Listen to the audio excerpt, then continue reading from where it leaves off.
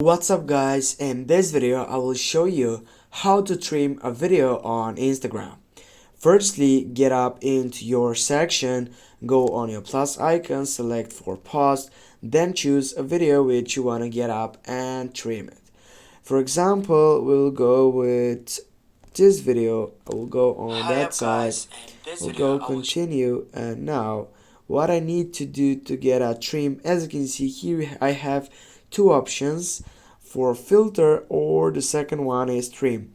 Go for trim, and here guys, as you can see, you have the option to get up and trim this video.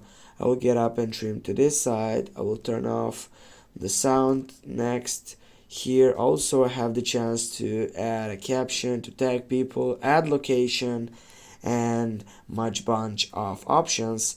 And that's it guys, thanks for watching. Don't forget to hit that like and share the video, and if you have any questions please comment down below in the section. See you soon guys.